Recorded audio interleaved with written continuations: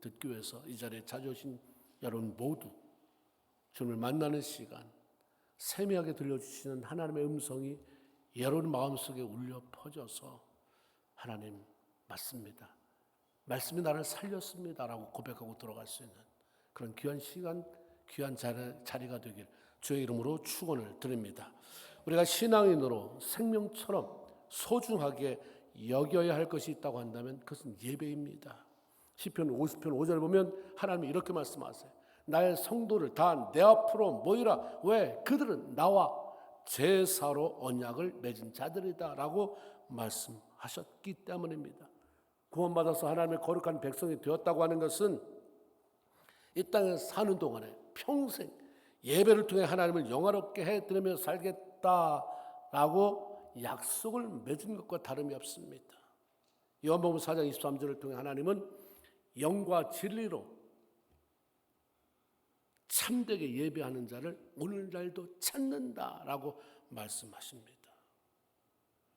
찾는다고 하는 것은 다 신령과 진정으로 참되게 예배드리는 사람이라고 한다면 뭐하러 찾을 필요가 있겠습니까? 다 그렇지 않다는 거죠. 그런 사람을 찾는다. 최소한 여기 모인 여러분 모두가 원하기는 하나님 원하시는 그 예배자, 참된 예배자, 영과 신령으로 드리는 그런 예배자가 되길 주의 이름으로 축원을 드립니다. 그러게 우리는 그저 습관적으로 해치우는 예배자가 아니라 하나님을 기쁘시게 하고 영광스러운 예배를 올려드리기 위해서 최선을 다하는, 예배를 준비하면서 모여드는 그런 예배자가 되어야 할 것입니다. 그런데 하나님은 선지자 사무엘을 통해서 내가 예배하는 걸 참 좋아하기는 하지만 그것보다 더 좋아하는 것이 하나 있다라고 알려주십니다. 사무엘상 15장 22절에 여호와께서 번제와 다른 제사를 그의 목소리 청중하는 것을 좋아하는 것처럼 좋아하시겠느냐. 순종이 제사보다 낫고. 결론 나왔죠.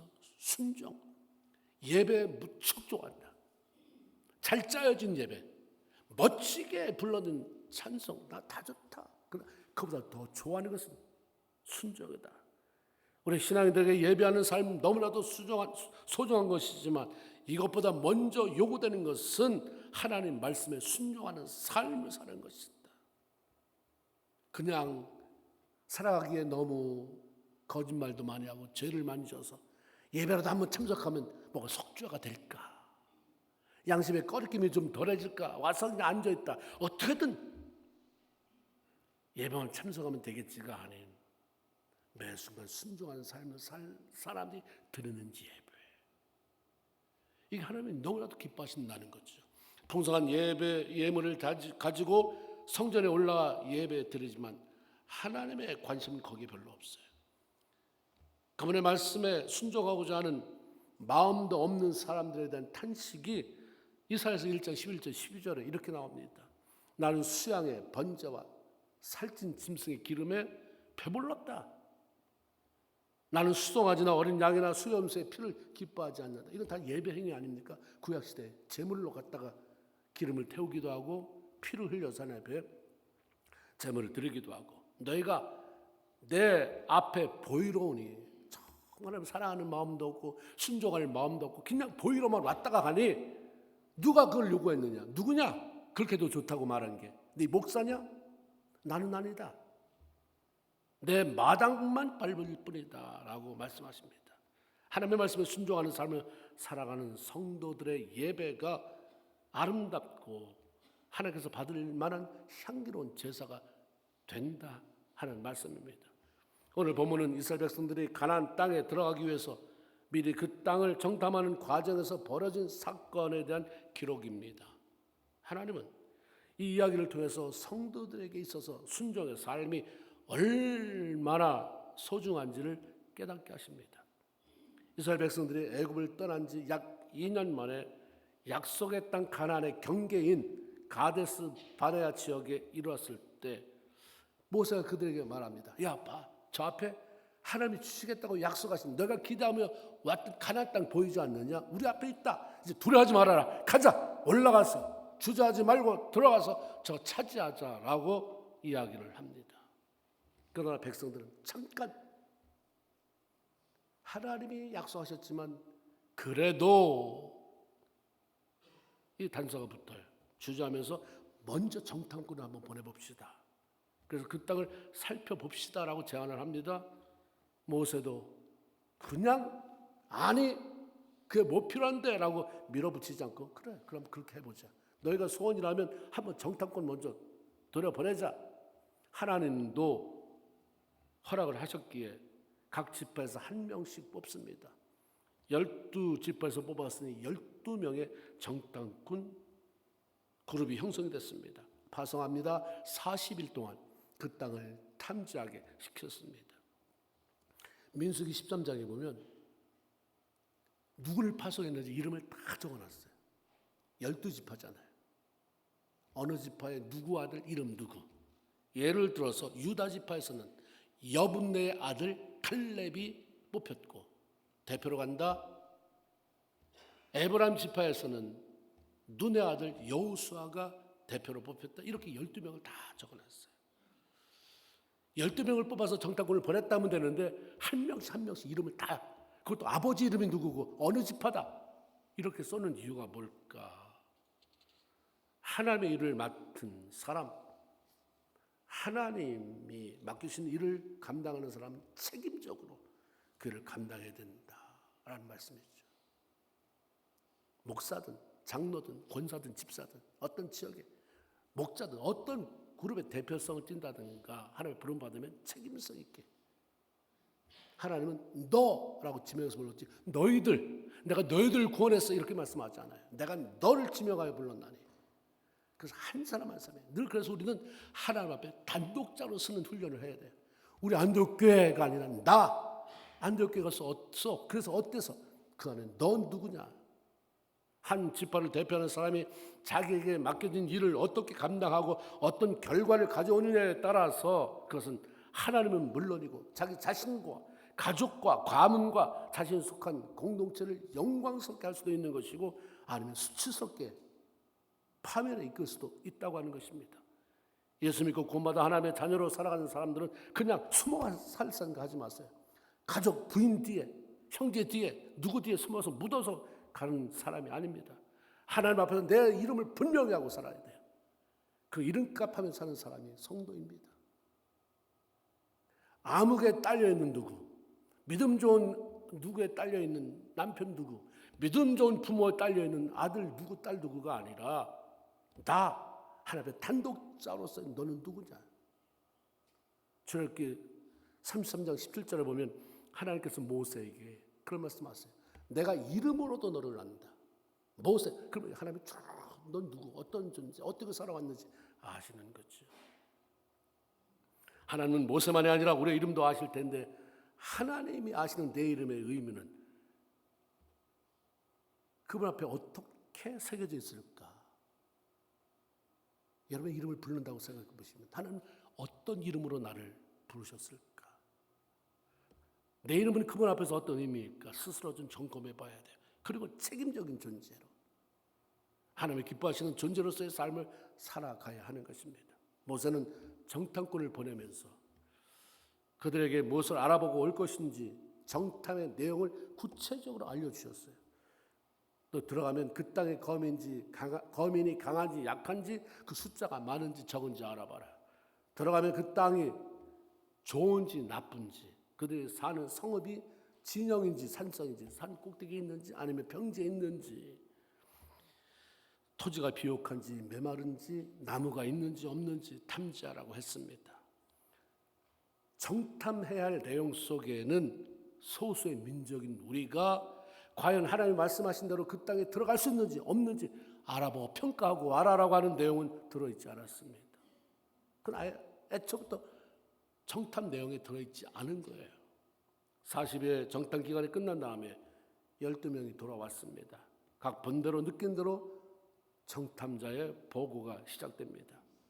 그런데 같은 기간에 같은 장소를 탐지하고 왔음에도 불구하고 정탐꾼들의 본 내용, 의견 일치하지 않습니다. 10명의 정탐꾼들은 그 땅에 들어갈 수 없다는 부정적인 보고를 내놓게 됐고 여호수아와 갈렙이라고 하는 두 사람은 넉넉히 그 땅에 들어갈 수 있다라고 하는 보고, 긍정적인 보고를 하게 됩니다. 부정적인 보고를 한 10명의 정탐꾼들은 정말 그 땅 맞다, 하나님 말씀하신 대로 좋은 땅이다, 적하고 흐르는 땅은 분명하지만 그 땅의 주민이 너무 세다, 세도 너무 세, 너무 강하고 성읍은 견고해서 정복 불가능, 도장을 딱 찍어버렸어요. 거기는 네피림의 후손인 아낙 자손이 있는데 그들은 거인이고 신장이 거대해서 비교하자면 그들에 비해서 우리는 메뚜기다. 메뚜기가 저 거인을 어떻게 이길 수 있겠느냐. 싸워 이기는 것은 불가능. 가나안은 들어갈 수 없다. 그 말은 안 하지만 속았다. 누구에게? 하나님 앞에 속았다가 되는 거죠. 이들의 문제가 뭐냐면 모세가 결론 지은 것은 불순종이다. 그들은 가나안 땅에 들어갈 수 있느냐 없느냐를 결정하기 위해서 정탐꾼으로 나간 게 아닙니다. 하나님은 출애굽기 6장 4절에 가나안 땅, 그들이 거류하는 땅을 그들에게 주기로 내가 그들과 언약을 맺었다라고 약속하셨습니다. 하나님은 약속을 지켜서 반드시 그 땅을 주시고 들어가게 하실 것이다. 이것은 재론의 여지가 없는 거예요. 들어갈 수 있을까 없을까가 아니라 들어간다를 전제로 하고, 그 대전제가 어떻게 깔리느냐에 따라서 우리의 삶이 달라져요. 들어갈 수 있을까 없을까가 아니라 들어간다. 근데 그러면 어떻게 들어갈 것인가? 그들 할 일은 그 땅의 형편을 알아보고 어떻게 효과적으로 들어갈 수 있느냐를 알아보면 되는 것입니다. 근데 그들은 지금 주제넘은 짓을 하고 있어요. 시키지도 않는 짓을 하고 있는 거예요. 시키지도 않는 과잉된 잘못된 열심이 우리를 파탄을 이끌 수 있습니다. 하나님께서 모세를 통해 시킨 것만 하면 되는데 자기 영역이 아닌 가나안 땅 정복이 가능한지 아닌지를 결정하려고 든 거죠. 그 결정은 하나님이 하시는 거예요. 이 땅 들어갈 수 있다 없다. 그런데 자기가 결정하는 거예요. 하나님이 그래도 하나님 못 보시지 않느냐. 두 눈을 부릅뜨고 가서 본 내가 더 정확하지 않겠느냐. 안 된다. 이거죠. 이들 부정적인 보고는 백성들을 낙심시키고 그들로 하여금 하나님을 원망하게 만들었어요. 악을 써대잖아요. 10번 잘해도 한 번 뒤틀리면 악을 써대는 백성이 우리의 근성이 아닌가. 원망하며 밤새 통곡을 해요. 왜 애굽이나 광야에서 진즉에 죽이지 않고 여기까지 끌고 와서 죽이려고 하느냐. 지금이라도 모세 말고 다른 한 사람을 지휘관으로서 돌아가자. 애굽으로. 말만 그런 것이죠. 너 가 그럼 했다고 한다면 갈 수도 없어요. 원망하며 돌아서는 자들에게 하나님이 구름기둥 딸려 보내겠습니까? 불기둥을 딸려 보내겠습니까? 하나님이 구름기둥 불기둥으로 인도했기에 광야를 넘어온 거지. 그거 없이 그렇게 원망불평하잖아요. 그럼 그렇게 해봐. 못해요. 말만 하는 거죠. 왜? 사단이 뒤에서 배우조정하니까 말만 해요. 그럼 네가 그렇게 해봐. 네가 헌신해봐. 네가 죽어봐. 그건 안 하는 거예요. 말만 해서 왜? 깨트려야 되니까. 사단은 말만 하게 만들어요. 그것도 부정적인 말만 하게 해서 선동하잖아요. 이스라엘 백성 선동해서 다 깨트려요. 하나님께로 모아지는 마음을 다 터버리고 모세라고 하는 지도자를 향해서 원망하게 하고 거역하게 만들고, 이 분별력이 얼마나 필요한지 알 수 없습니다. 마지막에 되면 더더욱이에요. 하나님이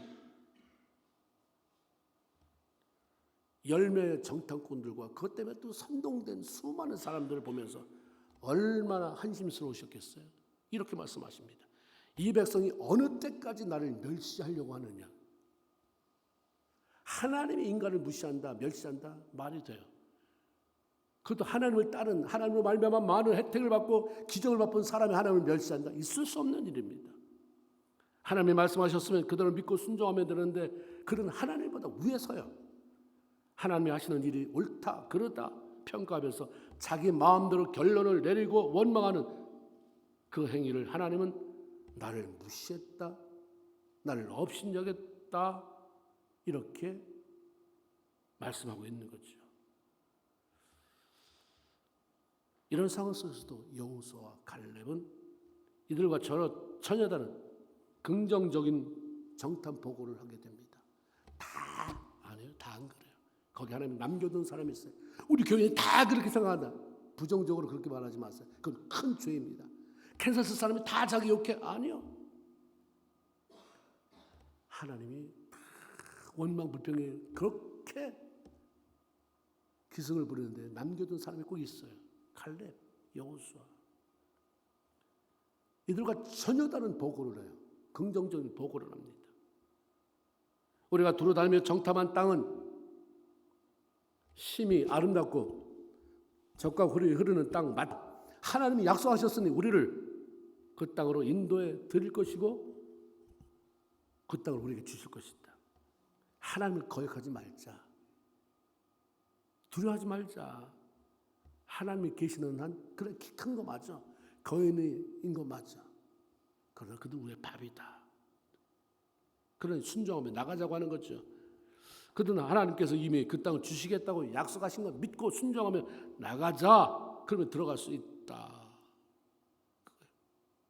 이 약속을 믿으니까 들어갈 수 있을까 없을까라고 하는 그런 의미 없는 고민하지 않잖아요. 그들 들어갈 수 있을까?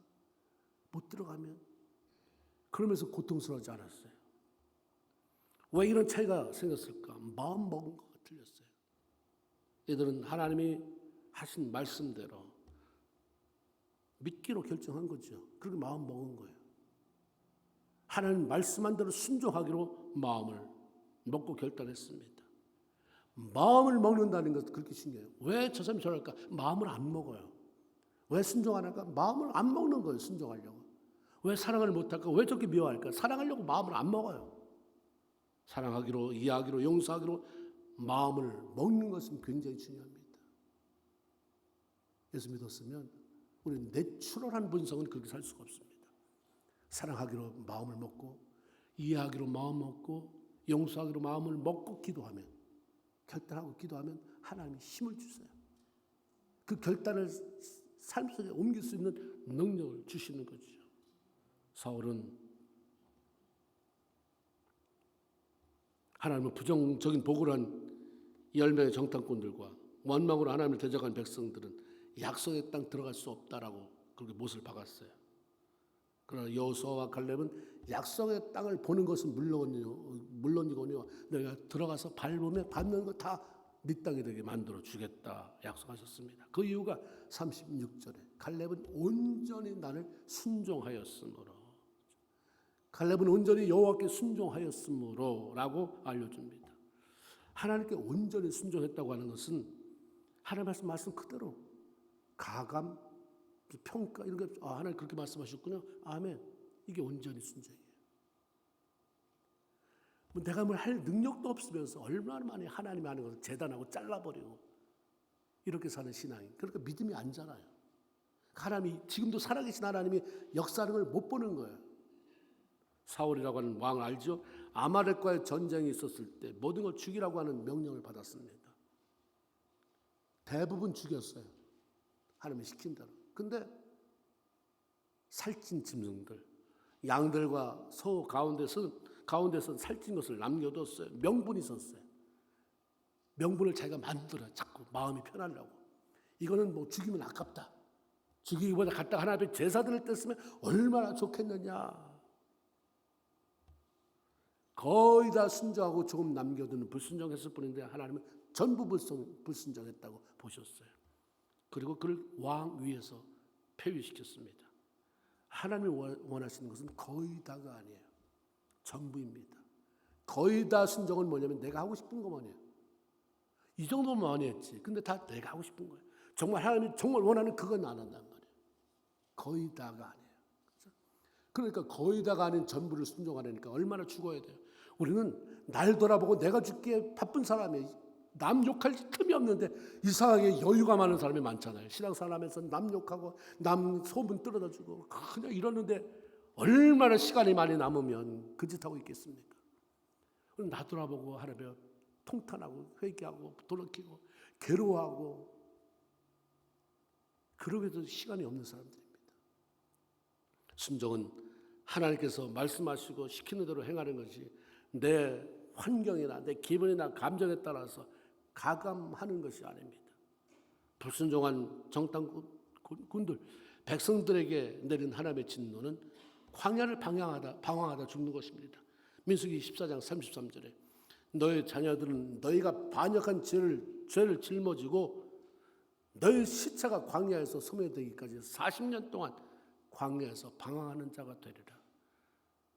너희가 그 땅을 탐지한 날수 40년의 하루를 1년으로 계산해서 40일 정탐했지 40년 돌게 된다. 그러면서 너희 죄악을 담당하게 되리니 지금 이렇게 악서되고 그리고 원망하지. 그때 가보면 내가 내 하나님을 싫어하면 어떻게 되는지 너희가 알리라. 이런 말씀이 성경에 있네. 내가 싫어하면 네가 어떻게 될지 알리라. 그럼 하나님이 싫어하는 자가 되면 안 되겠구나. 자꾸 물어봐야 되는 거. 나 하나님 나 좋으세요? 하나님 나 어때요? 내가 싫어하면 어떻게 되는 줄 알아라. 근데 그거 들어보셨어요? 그런 관심 있으십니까? 그런 관심 없이 살아가요. 내가 좋을 대로. 왕이 없는 사사기 시대의 특징은 왕이 없음으로 말미암아 자기 소견에 좋을 대로 내 마음에 하나님이 왕이 되지 않는 사람의 특징은 내 고집대로 사는 거예요. 하나님이 뭐라고 말씀하셔도 안 돼. 그거는 내가 내 마음으로 하기 전에는 절대로 그렇게 안 살아. 그럼 네 마음대로 살아라. 목회자로 한 신앙인으로 일상적인 생활을 떠나서 이제 가령 이번에 한국을 갔다 왔잖아요. 일상적인 걸 떠나서 어디론가 출타하게 될 때 결코 이렇게 자유롭지 않아요. 가장 힘든 게 영적인 리듬이 깨트려지지 않게 하려고 하는 것에 대한 그런 부담이 굉장히 있습니다. 하나님. 한국에 가서 이 기간을 지났는데 그 끝이고 내가 다 끝이라면 괜찮은데 다시 와서 또 목회를 해야 되고 설교를 해야 되고 성도 이 강단에 서야 되는데 근데 영적 리듬이 안 깨졌으면 좋겠습니다. 여기서는 늘 기도하던 자리가 있었는데 한국에 가면 여러 환경이 달라지는데 이 리듬이 깨지는 것에 대한 부담이 있습니다. 그래서 가기 전에 많이 기도했어요. 하나님, 한국 가서 매일 기도할 수 있는 기도처 준비시켜 주세요. 다행히도 갔는데 가까이에 귀한 교회가 있어요. 매일 새벽 기도를 드려서 거기 가면서 매일 아침마다 거기 5시에 예배를 드리더라고요. 거기 가서 예배 드리고 더 기도하고 그래서 은혜 안에 머물 수가 있었습니다. 그러던 중에 저희 장인 어른께서 사시는 곳에서 여의도 순복음교회 최자실 목사님 기념 금식 기도원이 가깝다는 얘기를 들었어요. 한 30분이면 간다는 거예요. 그래서 제가 여기 한번 올라가야 되겠다. 그래서 생각을 했습니다. 장인 어른께서 렌트를 해준 차가 있어서 아직 한국 운전이 서투르니까 잘 모르니까 교통이 붐비는 시간을 피해서 새벽 일찍 떠났어요. 내비게이션을 틀어보니까 30분 걸린다고 돼 있어요. 30분 후에 도착 예정. 길을 모르니까 운전도 미숙하니까 얼마나 긴장됐겠어요. 그 내비게이션만 따라가는 거예요. 그냥 내비게이션이 시키는 대로 그렇게 순종할 수가 없어요. 시키는 대로 그냥 가는 거예요. 근데 자꾸 그 안에서 데레렉 하면 이렇게 다시 길 재설정. 길이 틀렸다는 거잖아요. 그렇죠? 문산 인터체인지가 나오더니 좀 이따 재설정해서 갔더니 서울 인터체인지 방향이 또 거꾸로 가고 있는 거예요. 다시 갔더니 자유로 인터체인지 이 인터체인지를 4번이나 바꿨어요. 얼마나 긴장이 되는지 어쨌든 간에 떠났으니까 기도원에 도착은 해야 되잖아요. 어느새 동이 트기 시작했어요. 깜깜한 데 갔는데 고속도로에 차가 많이 늘어나기 시작합니다. 그러는데 마침내 은혜로 도착은 했어요. 30분 걸린다는 게 2시간 걸렸어요. 또 아멘하고 할렐루야 하는 사람 없겠죠? 너무너무 힘들었어요. 아침 예배를 들으면서 그런 마음이 들었어요. 하나님, 모처럼 한국에 와서 시간을 내서 금식기도 한번 해보고 가서 기도하고 간다고 하는데 왜 초장부터 이렇게 길을 헤매게 하십니까? 내가 운전을 처음 하는 사람도 아니고 옛날 한국에서 7년 동안 운전을 했던 사람이고 미국에서도 몇십 년 운전했고 내비게이션 한국말로 주차하게 잘 들었는데 왜 이렇게 자꾸 하나님 돌아서 2시간 걸리겠습니까? 그런데 정말 하나님의 세면 음성에서 스쳐가는 거예요. 봤지? 불순종하면 인생이 이렇게 돌아간다는 것에 대한 실습이다. 이 말씀이 그냥 쑥 지나가는데 나는 이렇게 센텐스로 적힌 것처럼 그게 와닿았어요. 그러니까 갑자기 약간 좀 이렇게 원망하려고 했던 게 그냥 내려가면서 맞습니다. 감사합니다. 감동이 됩니다. 그래서 하나님 앞에 바로 기도했어요. 하나님 맞습니다. 불순종함으로 쓸데없이 인생 돌아가지 않도록 평생 순종하며 살겠습니다. 힘주세요. 그리고 내가 교회 가면 그렇게 가르치겠습니다. 예배실로 들어가니까 아직 등록할 때가 안 됐어요. 너무 일러서 그나마 그래도 워낙 일찍 출발했기 때문에 8시 반부터 등록하는데 문이 열려진다니까 예배실로 들어갔는데 아침 예배 설교가 거의 끝날 때쯤 돼서 이제 예배를 드리고 끝나서 각자 기도 시간이 들어왔어요. 이미 초장부터 은혜가 주어졌으니까 얼마나 기도가 깊어지겠어요. 기도가 깊이 들어가니까 콧물 흘리면서 기도했는데 나중에 뜨거보니까 뭐 시간도 많이 갔거니와 사람이 다 없어졌어요. 예배실에 2명인가가 남아있어요. 3명. 근데 문제가 생긴 거예요. 딱 보니까 기도할 때 눈물 돌리고 뭐 이러니까 안경 벗어놓고 또 막 무거우니까 전화기 꺼놨는데 그래서 전화기만 없어진 거예요. 왜 전화기가 없어지냐고 내가 기도하고 있었는데. 그래서 이게 어디 떨어졌나 그러고 옆에 보고 밑에도 보고 그 예배실 앞으로 뒤로 많은 거기 큰 예배실 안이거든요. 그 옆에 남아있는 사람에게 혹시 내 전화기를 본 적 있습니까? 그럴 그 사람이 생뚱맞은 질문에 놀라는 듯이 아니죠. 아닙니다. 그래요. 이제 나가서 방을 등록하고 그래야 되는데 전화기가 사라졌어요. 전화기만 없어진 걸 보니까 이거 누가 훔쳐갔구나. 누가 그냥 슬쩍 가져갔구나. 그 안에 전화번호 다 들었죠. 뭐 내가 써놓은 많은 글들, 정보들. 뭐 기계는 가져가도 괜찮지만 이걸 잊어버리면 안 되는 거였어요. 그냥 도난 당했다고 이렇게 결론을 지으니까 뭐 이런 데가 다 있어. 아주 난감하고 원망이 생깁니다. 누가 훔쳐갔네. 은혜 받아 받겠다고 기도해 온 사람들이 왜 남의 거에 손을 대? 그래서 하나님이 너무 힘드실 것 같아요. 나만 그런 게 아니라 매 모든 사람이 뭔 일만 생기면 하나님 왜 그러셨어요? 하나님 전화기 하나 못 지켜주세요? 바로 내 옆에 있었는데 그렇다고 그 전화기 손에 들고 기도할 수도 없고. 그렇지만 어쨌든 찾아야 되잖아요. 현실을. 접수해 가서 사정을 얘기하고 방법 좀 알려달라니까 워낙 여러 사람이 들락날락거리기 때문에 누가 가져갔다고 해도 찾을 방법은 없습니다. 끝. 방법은 기도밖에 없잖아요. 하나님. 맨날 뭐 잊어버렸을 때 찾는 제 기도는 안혜숙 여사의 잃어버린 스카프 찾게 하신 하나님이에요. 옛날 그 낡은 스카프를 잊어버렸는데 하나님 찾게 해주셨다면서요. 그분 간증에 이거 찾게 해주세요.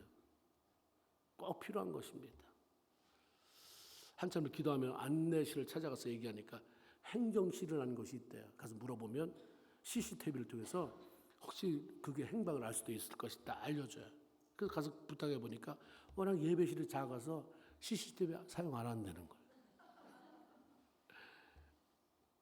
그러더니 여기저기 그분이 좀 알아봐줘요. 여기저기 전화하더니 전화기가 하나가 접수된 곳이 있다고 연락이 왔습니다. 이러는 거예요. 할렐루야. 그래서 그게 어디라고 알려줘서 거기 갔더니 그분이 어떤 전화기입니까? 물어봐서 이렇게 폴딩 되는 건데 그런 게 잊어버렸습니다. 했더니 맞잖아요. 다음부터는 조심하세요. 그러면서 내주셨어요. 누가 맡겼냐고 물었어요. 그랬더니 예배 때마다 관리하는 분이 계셔서 예배가 끝나면 청소도 해주고 또 무슨 문제가 발생하면 이렇게 도와주는 분이 계시는데 그분이 이제 예배가 다 끝나고 거의 다 사람이 나갔으니까 그걸 둘러보다가 내가 기도하는데 바로 옆에 놓은 게 아니라 옆에 놨으니까 누가 그걸 가지고 있다가 나갔는 줄 아는 거예요.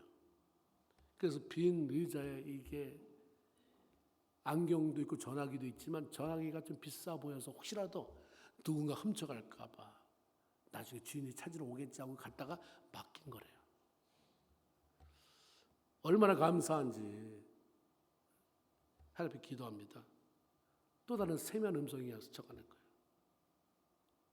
내가 감추면 찾을 사람이 없고 내가 찾으면 못 찾을 것이 없다. 순종하면 찾아지고 불순종하면 감추어진다. 하나님은 나에게 그날 순종하기로 작심을 한 것 같아요. 이거 굉장히 인생에 있어서 중요하다. 그러니까 하나님이 내가 하나님을 갈망하는 마음을 알았던 것 같고, 아, 이렇게 살아가야 되는 거구나. 성도들에게 이걸 알려줘야 되는구나. 하나님이 나에게 먼저 알려주신 것 같아요. 이 이론에서 이미 나는 아침이 돼 이미 은혜로 충만했어요. 뭐 그냥 내려가도 될 것 같은. 순종하면 돌아가게 되고, 내가 누리라고 주신 거 다 잃어버리게 되고 사라지게 되고, 그런 순종하면 열려지게 되고 감춰진 것도 드러나게 되고 누리게 하시고 잃어버린 것도 찾게 하는, 아, 이게 하나님이 하시는 일이구나. 이사야 45장 3절에 보면 하나님이 고레스라고 하는 사람, 그를 통해서 이스라엘 백성들을 해방시키잖아요. 바벨론 포로에서. 그게 뭐라고 말씀하냐면, 내가 흑암 중의 보화와 은밀한 곳에 숨은 재물을 주어서 내 이름을 부르는 나 여호와가 이스라엘의 하나님인 줄 내가 알게 하겠다. 하나님이 어떤 사람, 충성스러운 사람 일을 시킬 때 뺏어가는 게 아니라 숨은 것까지 캐내서 감춰진 것까지 뽑아서 주는 분이시구나. 그래서 우리 인생을 잘 살기 위해서 참 중요한 것은 순종하는 삶이다. 길이 자꾸 왜 꼬인다, 재수없는 게 아니에요. 순종하는 삶인가를 점검해 보세요. 누리라고 주는 게 얼마나 많아요. 우리 예수를 믿으면 누리라고 주는 게 너무 많은데 왜 자꾸 사라지나? 왜 없어지나? 왜 감춰지나? 아, 불순종하는 거라. 불순종 교만이잖아요. 불신이에요. 출애굽해서 가데스바네아까지, 바로 요 자리까지 오기까지, 정탐꾼을 보내는 자리까지 오기까지 2년 걸렸다고 되어 있어요. 그런데 불순종함으로 인해서 거기서부터 다시 백으로 38년을 돌고 또 돌고, 그래서 1세대는 광야에서 다 죽어버렸어요. 그리고 다시 또 가데스바네 앞까지 오게 된 거죠. 처음에 애굽에서 가데스바네까지 2년, 돌아서 38년, 40년 만에 온 거예요. 근데 하나님이 신명 2장 14절에 보면 가데스바네에서 떠나 세렛 시내를 건너기까지 38년이라. 가데스바네에서 가나안 경계 요 사이에 있는 게 세렛 시내. 요것만 건너면 바로 가나안에 들어가는 거예요. 근데 그 길이가 130km라고 그래요. 그 당시 어른의 발걸음으로 계산하면 일주일이면 충분히 들어갈 수 있는, 일주일이면 2년 왔어요. 일주일이면 들어갈 수 있는 곳인데 거기서부터 하나님 돌리니까 일주일에 40년 걸렸다. 다시 도니까 38년. 앞에 거가 잡혀서 40년인데 하여튼 38년을 또 돌게 됐습니다. 하나님이 하시면 7일 걸릴 일이 40년이 되기도 하고, 40년 걸릴 일이 7일이 되기도 하고, 38년 된 병자가 예수 만나서 하루아침에 고쳐지는 일도 생기고, 하나님 말씀에 대한 순종이냐 불순종이냐가 그것을 결정해요. 7일이 40년 되게 하는 것은 불순종, 40년을 7일이 되게 만드는 것은 순종입니다. 그건 내 몫이에요. 내가 선택한 거예요. 저는 알려드릴 뿐이지 내가 대신 살아드릴 수는 없습니다. 어떤 걸 선택하실 거예요? 제발 순종하고 삽시다. 고집이 앞서면 안 돼요. 하나님 이기지 마세요. 말씀보다 내가 그 우위가 있으면 안 된다고 하는 것입니다. 하나님이 사랑하는 자신의 백성들에게 가장 원하는 것은 순종이다. 나로 하여금 너에게 축복할 수 있는 그런 빌미 좀 주어. 뭐가 있어야 축복할 거 아니냐. 맨날 말로는 복 주세요, 복 주세요.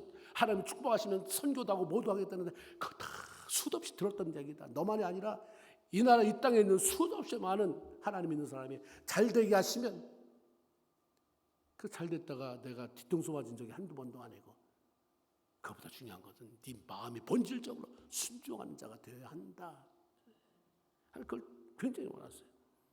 너무 따지지도 말고 대들지도 말고 그냥 순종하며 기다리면 하나님이 알아서 그분의 시간에 가장 선한 길로 인도하실 줄로 믿습니다. 이 한 달, 그리고 우리의 남은 생 하나님께 순종하면서 돌아가는 인생이 아니라 지름길로, 그리고 감춰지는 인생이 아니라 하나님 자꾸 캐내서 보여주는, 드러내게 하시고 누리게 하시는 그 복을 누리며 사는 저희 여러분 다 되기를 주의 이름으로 축원을 드립니다. 아멘. 기도합시다. 우리 한번 말씀 들은